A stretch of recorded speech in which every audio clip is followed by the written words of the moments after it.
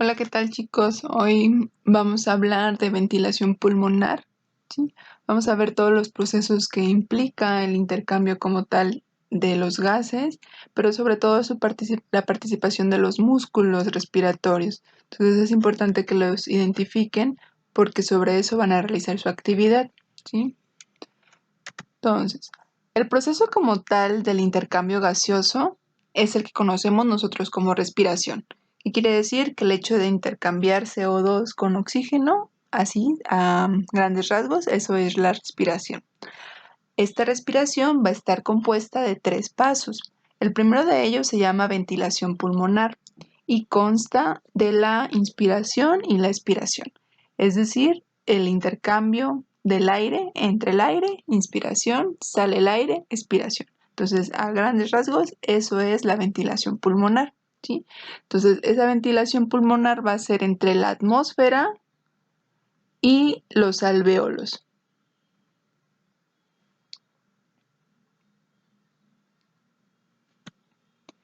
Después vamos a encontrar la respiración externa pulmonar.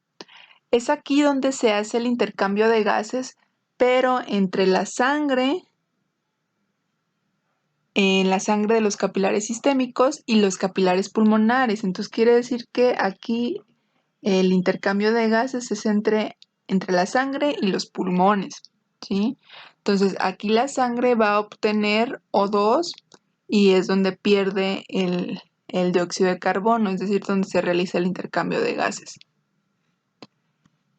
En la tercera respiración, que es la respiración interna, va a ser entre los capilares sistémicos y las células en sí, ¿sí? Entonces, aquí es donde la sangre que ya había obtenido el O2, el oxígeno, va a perderlo porque se lo va a proporcionar a las células. ¿Para qué se lo da a las células? Para que hagan reacciones metabólicas, para obtener energía, ¿sí? Producir y así producir ATP. A este proceso lo vamos a conocer como respiración celular. Entonces, el primer paso, para que quede un poquito más claro, vamos a ver. Entonces, entre la atmósfera, entre el medio ambiente, ¿sí? Y los alvéolos, como tal, los alvéolos dentro de los pulmones, va a ser ventilación pulmonar, ¿sí? Después vamos a encontrar la respiración externa, que va a ser entre los pulmones y los capilares del cuerpo sistémico. Esto va a ser mi respiración externa, ventilación pulmonar. Y la respiración tisular va a ser entre los capilares como tal, sistémicos y la propia célula. Entonces a esto lo vamos a conocer como respiración tisular, ¿sí? Entonces, todos esos 3 procesos van a ser parte de la respiración como tal, ¿sí?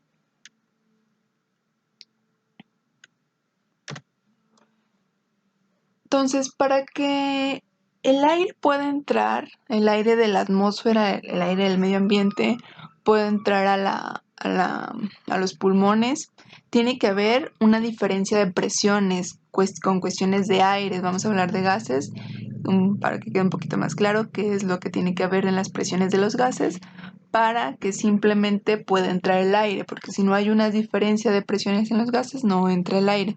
Entonces, principalmente esta diferencia de gases va a ser gracias a la contracción y relajación de los músculos respiratorios.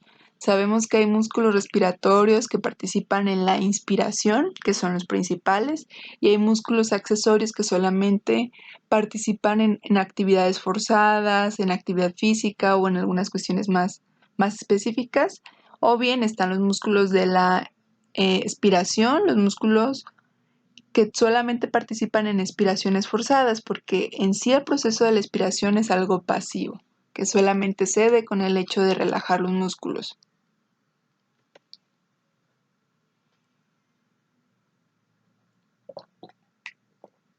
Entonces, para que el aire pueda ingresar a los pulmones, tiene que haber una diferencia de gases. La presión atmosférica vamos a encontrar que a nivel de la atmósfera vamos a encontrar ciertas presiones, ¿sí? Esa presión tiene que ser mayor a nivel de la atmósfera en zonas del medio ambiente y menor a nivel de los pulmones, ¿sí? Si no hay esa situación, el aire no va a entrar.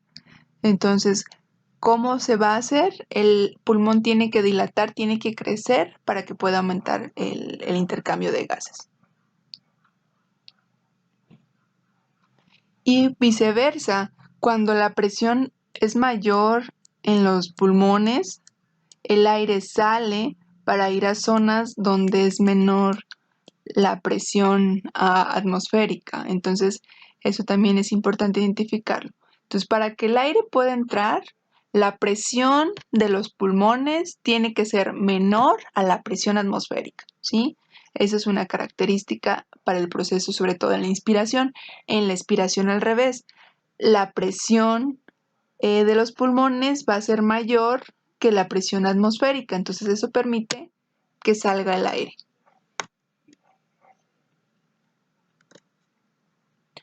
Ok, entonces durante la inspiración dijimos que si fuera esto, no sé, a nivel de la atmósfera, ¿sí? El aire tiene que ser, la presión tiene que ser mayor a nivel atmosférico, ¿sí? Y menor en cuestiones de los pulmones. El hecho de que sea menor de los pulmones va a permitir el flujo o como tal que logre pasar el gas, si no, no lo va a hacer. Entonces, hay un mecanismo específico que hacen los pulmones. Entonces, ¿qué es lo que hacen? Aumentan el tamaño, se dilatan, ¿sí? Entonces, al contraerse el diafragma y demás, ¿qué es lo que hace? Aumentar la capacidad pulmonar. Entonces, al aumentar la capacidad pulmonar, disminuye la presión y por lo tanto es más fácil que entre el aire. Entonces, vamos a tratar de explicar lo que es la ley de Boyle. La ley de Boyle dice que cuando en un compartimento cerrado, ¿sí? El volumen va a ser inversamente proporcional al recipiente que lo contiene. O sea, ¿qué significa esto? Que si el tamaño de un recipiente aumenta, es decir, crece, como en el caso de los pulmones, la presión de los gases en su interior va a disminuir. Entonces, el recipiente, en lo que lo contenga, es más grande, aumenta de tamaño, va a disminuir como tal la presión que hay en esos gases. O viceversa, si el recipiente disminuye, la presión va a ser mayor, ¿sí? Entonces esto va a ser la ley de Boyle. Entonces voy a tratar de explicarlo con esta imagen. Suponiendo que estas partículas están, no sé, en ese recipiente como tal, ¿sí? Entonces, si yo aumentara el tamaño del recipiente, las partículas van a estar más libres, por lo tanto, la presión va a ser menor. Al aumentar el volumen, la presión disminuye, ¿sí? Como está aquí. Sin embargo, en el caso del pulmón, si yo ese pulmón le redujera el tamaño, es decir, tengo menos volumen, la presión va a ser mayor, que sería en esta caso, ¿sí? Entonces, esto es en el proceso de la expiración, ¿sí? En la expiración, la presión aumenta, la presión aumenta porque el volumen disminuye. Entonces, ¿qué quiere decir eso? Que el pulmón en cierto grado se hace más pequeño y eso permite que el aire salga. En la inspiración, al meter el aire, el volumen, el tamaño del pulmón aumenta, por decirlo así, y la presión baja, y eso hace que el aire pueda entrar, ¿sí? Que pueda entrar con mayor facilidad. Entonces, para que nosotros podamos expirar, aquí está, entonces, tiene que haber una disminución atmosférica en los pulmones. Entonces, la presión disminuye porque el pulmón crece, el pulmón se hace más grande. En todos los sentidos, el pulmón aumenta. Al aumentar, disminuye la presión. Hay menos presión en esta zona. y la presión mayor que va a estar a nivel atmosférico es la que va a permitir como tal que entre el aire, ¿sí? Entonces esa expansión del tórax es lo que va a permitir como tal una inspiración normal. Pero para que esta inspiración se lleve a cabo, no solamente es decir, pues crece el pulmón y ya, tiene que haber contracción muscular, es decir, principalmente vamos a ver que el diafragma es el que va a participar, los intercostales externos también. Entonces, para que esa caja torácica aumente, ese tamaño de volumen del pulmón aumente, tiene que haber contracción muscular, eso para aumentar el tamaño del pulmón. Entonces ya dijimos, los músculos como tal que van a contraerse para permitir que crezca el tamaño va a ser el diafragma y los intercostales externos. Estos, si pudiéramos sacar un porcentaje, el diafragma hace que la caja torácica aumente un 75%. El otro 25% lo va a hacer los intercostales externos. Los otros músculos que participan en la inhalación son accesorios, solamente en ciertas cuestiones van a activarse, no lo hacen una activación en una inspiración normal, ¿sí? Al contrario de los músculos de la exhalación, esos músculos de la exhalación igual se activan solamente en cuestiones forzadas, porque en sí el simple hecho de que se relaje el diafragma hace que la mayoría del aire salga. Entonces, al igual que la presión pulmonar, va a aumentar la presión de la pleura, ¿sí? Entonces, tiene que ser, en este caso, de más baja que la presión atmosférica, ¿sí? Entonces, la presión atmosférica normal es de 760 milímetros de mercurio. Esto corresponde a una atmósfera. En cuestiones así como de física, a eso sería, ¿sí? A eso representa. Entonces dijimos que para que pueda entrar el aire tiene que ser menor que la presión externa, que la presión de la atmósfera. Entonces lo mismo pasa con la presión de la pleura. Si vemos aquí marca 756 milímetros de mercurio, eso hace que el músculo como tal, al contraerse el músculo, aumente la capacidad pulmonar a través de la contracción de estos músculos. Entonces, al ser menor la presión interna a la presión externa, es lo que va a permitir que el aire entre.